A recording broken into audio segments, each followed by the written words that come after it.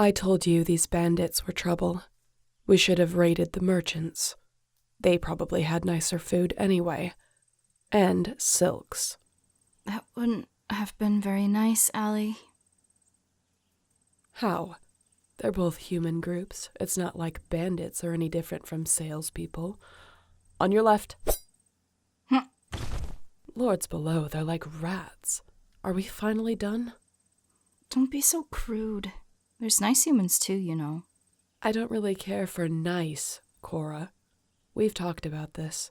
Well, I really think we should talk about it again, because I don't really think that you... Cora. They had a captive. You're probably gonna make this my problem somehow. What do you mean? Well, speak of a devil, I guess. Hello there, human. How are you? Cora, don't be stupid. They're obviously not doing well. Don't pay attention to her. She's just frustrated I wouldn't let her murder indiscriminately. Let's get you out of these bonds, okay? What? Don't tell me you're rescuing them. And would we just leave them here? Why not? I don't have the patience to care for a human. Well, you'll have to find it. Come on then, human. We're going. What? Can't we just go? We're in the middle of nowhere, Allie. Don't you remember how many monsters you fought on the way here? 3? 4? 7? And you had to chase one down as well. Of course I had to. Didn't you say it would be dangerous to leave it alive? That it would kill humans? So you do think we should be protecting humans? I... That settles it. No more arguing. Let's go. Come on.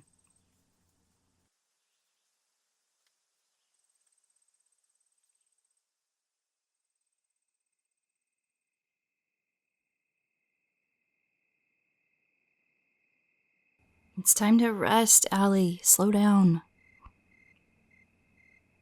Fine. But if we're another day late to arrive to town, it isn't my fault. I still can't believe you wouldn't let me hunt that monster this morning. It's not like it would have taken us any less time, considering how slow we are now. You can't just leave me alone with the human. I'm not able to defend both of us if something large comes along. And you know that humans are squishy. Whatever. I'm going to go hunt something to eat. You can wait here and set up camp or do whatever human things your little precious baby human needs. And for all I care, you can get eaten by the monster I didn't get to hunt. Oh, I cannot believe this every single time.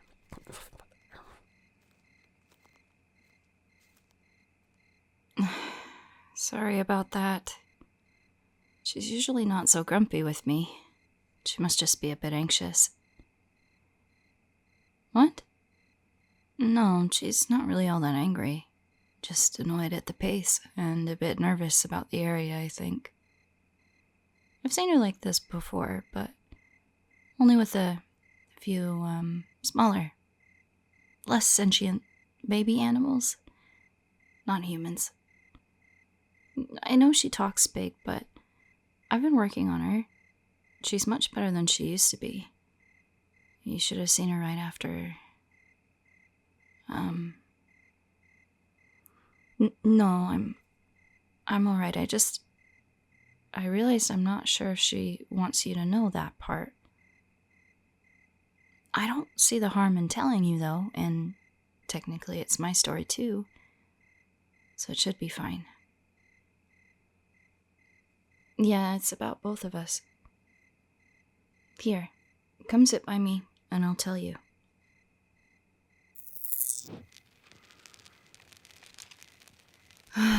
That's nice.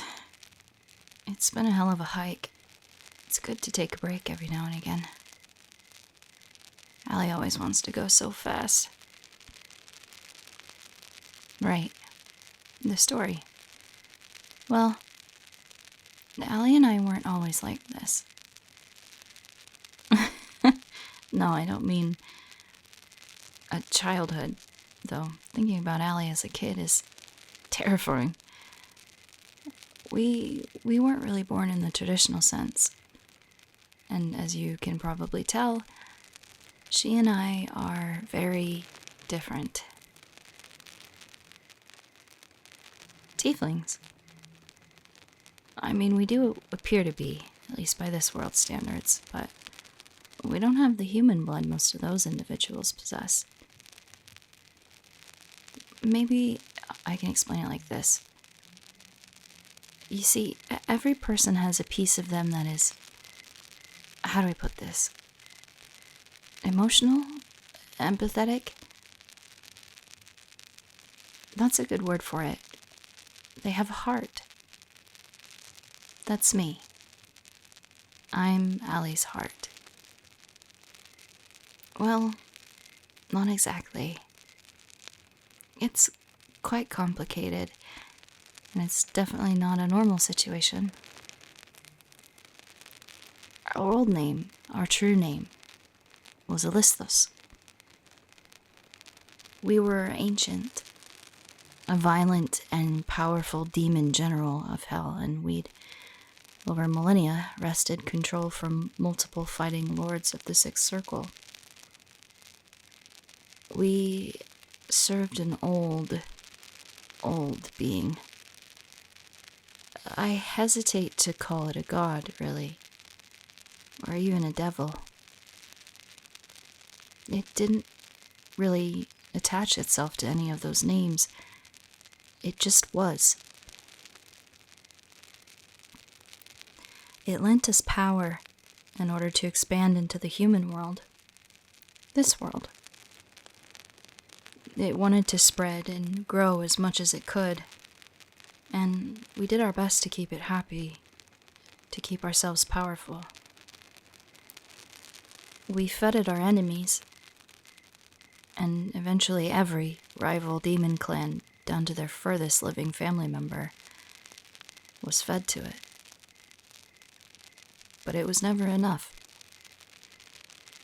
And because we couldn't keep up with its hunger, it punished us.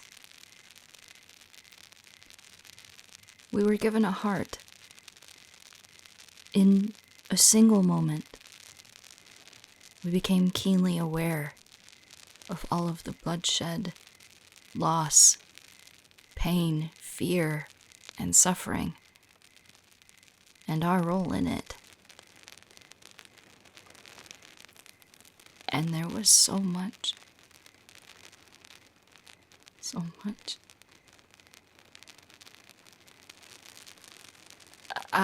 I'm sorry. I'm getting a little distracted. We did try so many times to get rid of it. But nothing we ever tried worked. We even sought out solutions in this world. We took wizards, herbalists, druids.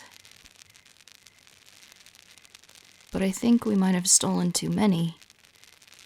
Or maybe too important.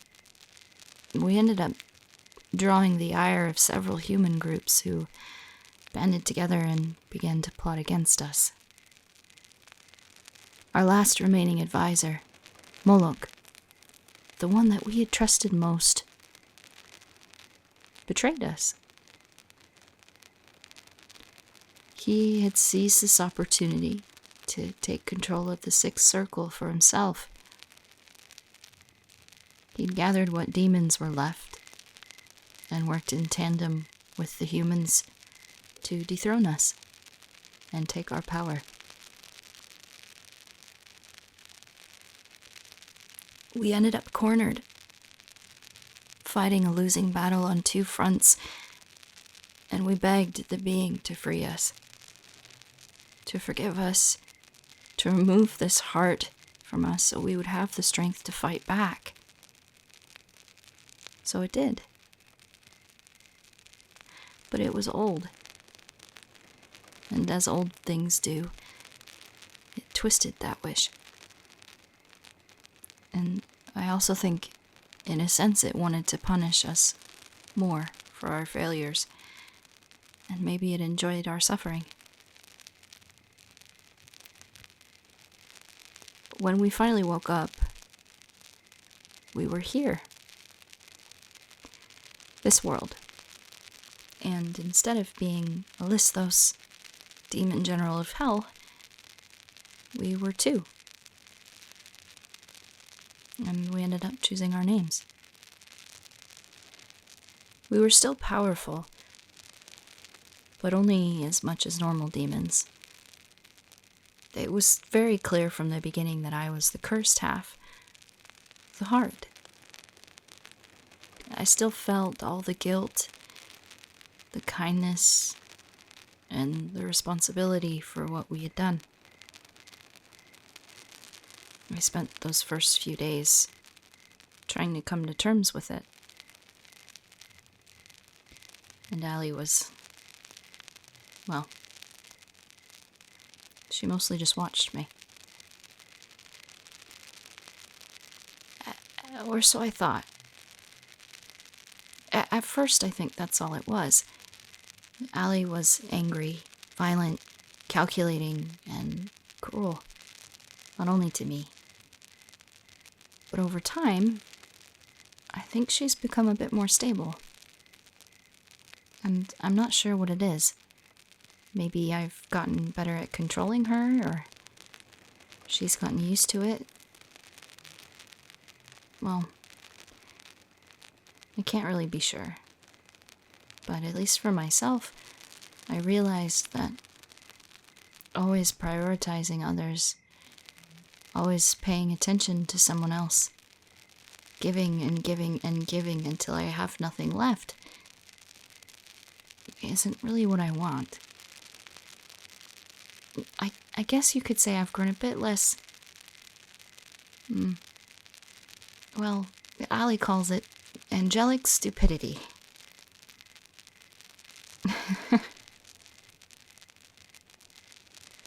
I do think that maybe the split wasn't exactly perfect, or at least not as clean as it could have been. Maybe that's why we're changing so much now. We do get flashes of each other's feelings sometimes, as if we're still somewhat connected, and we still share our old lives' memories. We talk about it sometimes. Maybe it's like dropping ink into water, and we're just equalizing.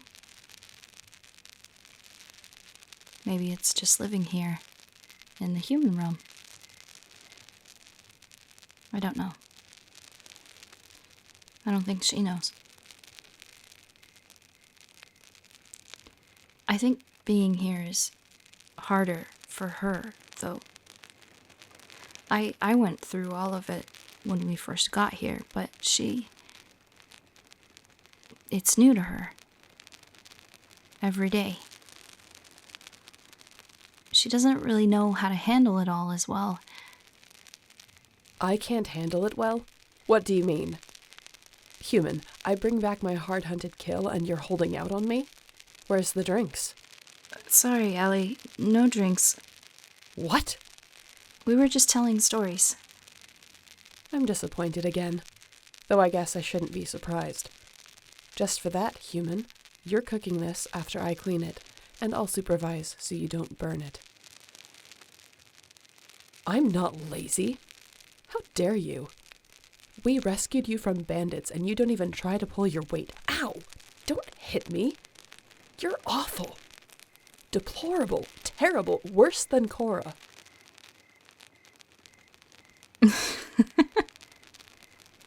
You know, maybe having a heart wasn't such a curse after all. I wonder if Allie would agree to keep the human. I think they're good for her. Well, we'll burn that bridge after we cross it, I suppose. No harm in trying.